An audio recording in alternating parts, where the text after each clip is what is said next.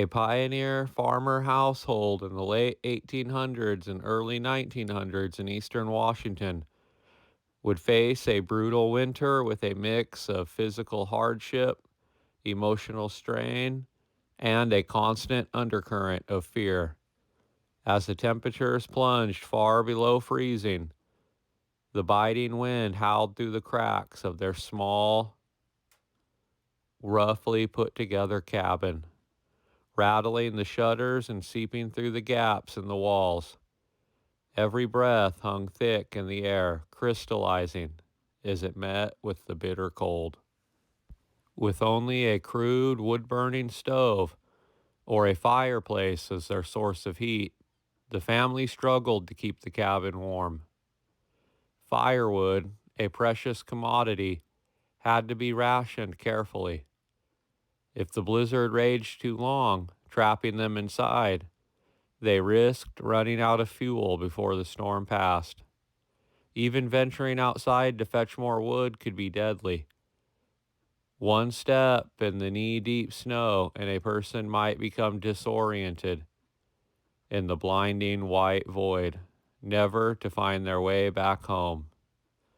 Inside, the family bundled in every layer of clothing they owned, their hands raw and stiff from the cold. The children huddled beneath quilts stuffed with straw or scraps of wool, their small bodies trembling. The mother, wary and pale, tried to keep the spirits high by telling stories or knitting by the dim light of an oil lamp. But her voice was edged with worry.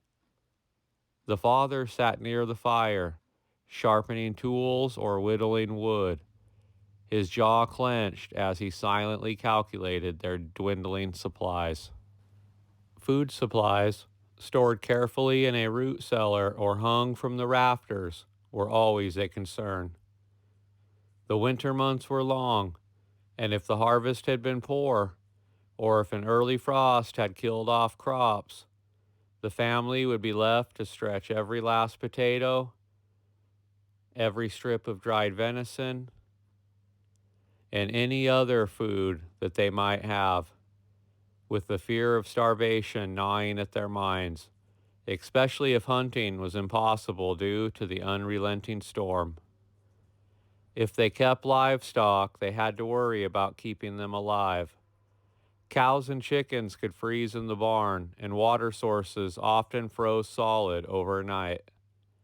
If an animal perished, it was both a loss and a grim opportunity. The family might be forced to butcher it immediately, even if they had no way to preserve all the meat before it spoiled. Sickness was perhaps the greatest fear of all.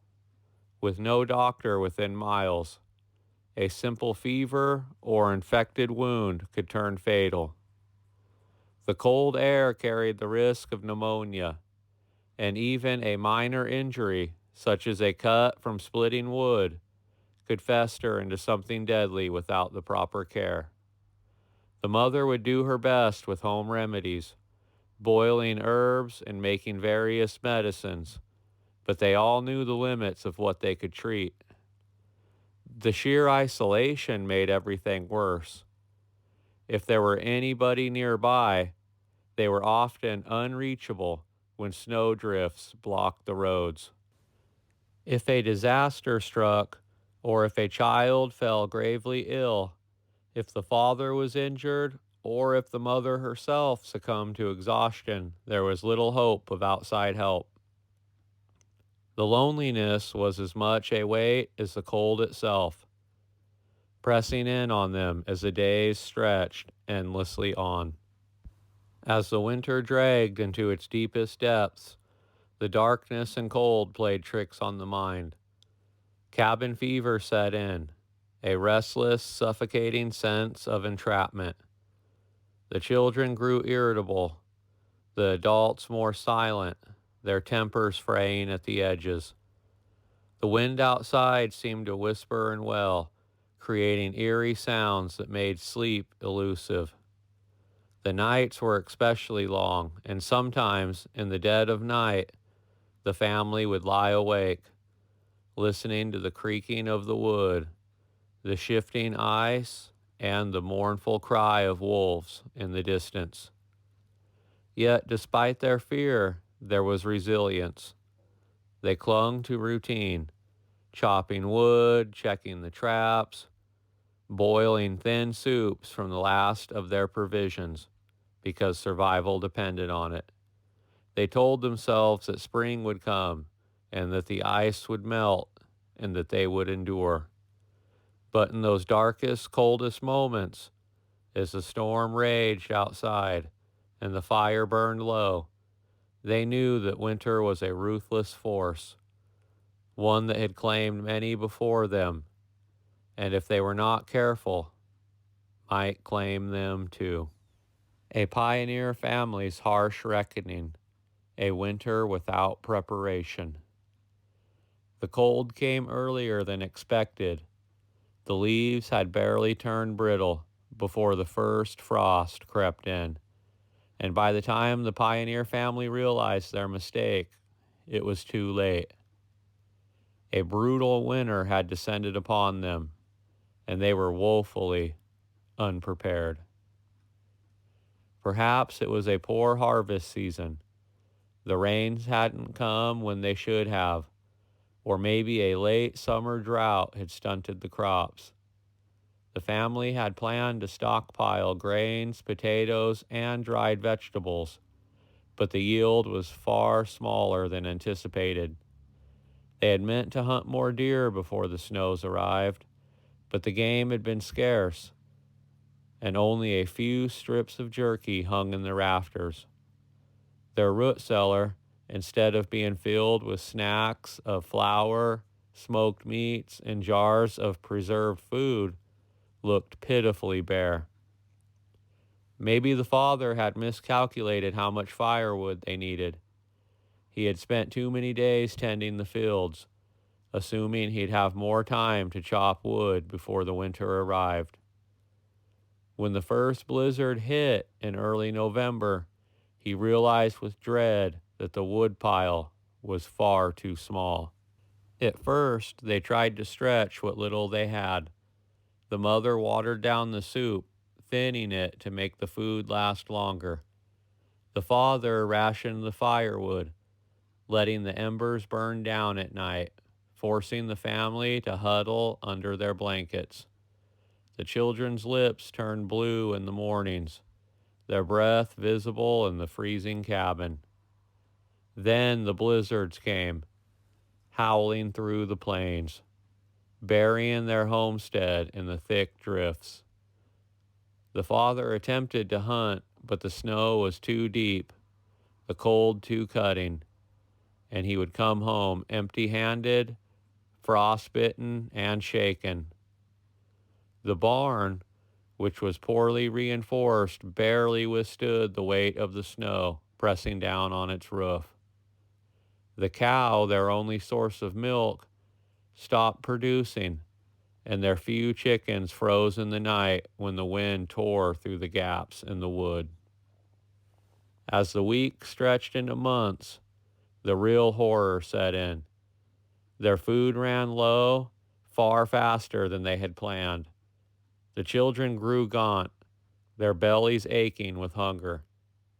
The mother scraped the bottom of the flour sack to make weak biscuits, but soon there was nothing left to scrape. The father grew desperate.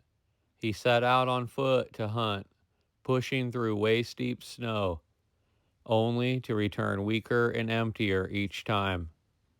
The traps remained empty. Wild animals were either gone or as desperate as they were. Wolves circled at night, their eerie howls a reminder that nature had no mercy. One day, the father didn't return when he said he would. The mother stood by the frosted window, scanning the white horizon, but there was nothing, only the silent, endless snow. She bundled herself up and went searching, her breath ragged, her limbs shaking from hunger and cold. She found him later, collapsed beneath a tree, his fingers black with frostbite.